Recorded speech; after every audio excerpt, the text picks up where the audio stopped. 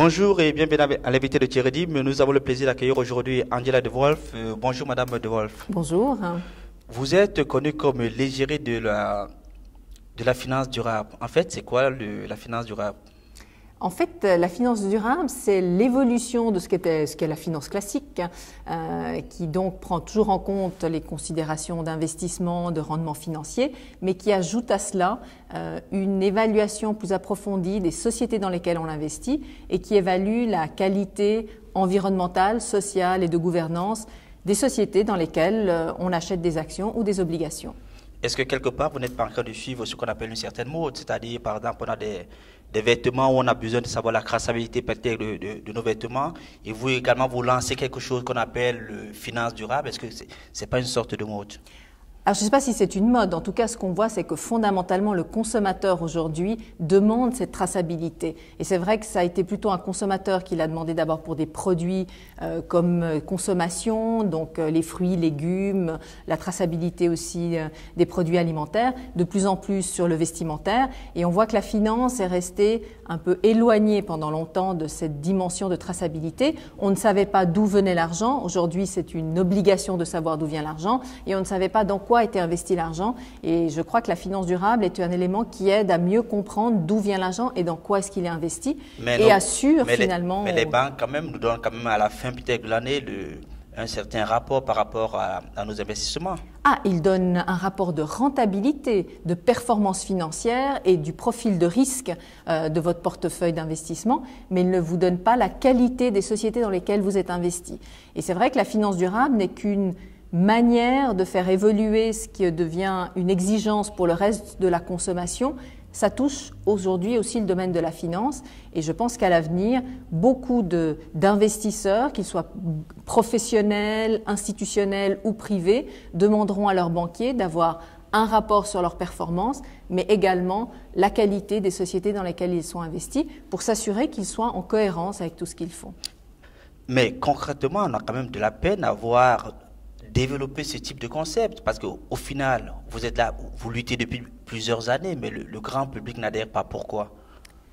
Alors je pense que le grand public aujourd'hui n'a pas accès à de l'information facile et compréhensible, et ça je pense que c'est une critique qu'on peut avoir à notre industrie de la finance durable. C'est vrai que ça fait plus de 20 ans que ces terminologies, ces thématiques ont commencé. On voit, et on le verra aujourd'hui dans toute la présentation, que beaucoup d'entreprises expriment de manière très claire cette responsabilité de développement durable, mais on sent que le monde de la finance avance aussi très fortement.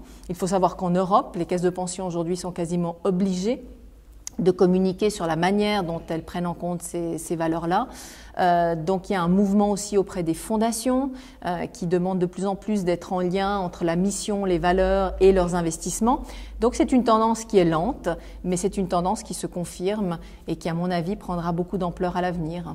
Et en termes de rendement, est-ce que c'est meilleur chez vous que dans une banque classique? Alors le rendement, je dirais qu'aujourd'hui, plusieurs études et notre propre expérience démontrent que je dirais que le rendement est égal.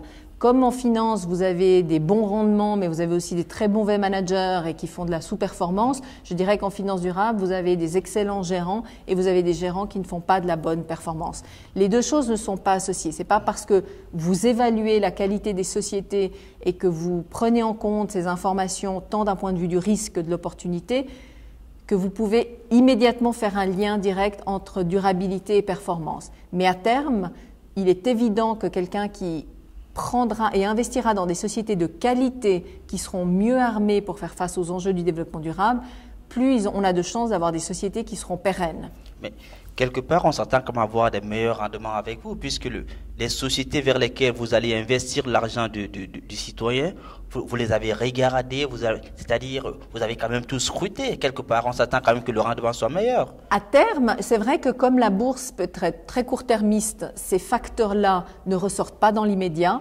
Mais sur le long terme, ce qu'on constate, c'est que ceux qui les prennent et évaluent correctement ont un avantage, soit par réduction de la volatilité, donc du risque, soit effectivement on peut espérer à long terme d'avoir une plus grande stabilité des revenus et donc un meilleur rendement.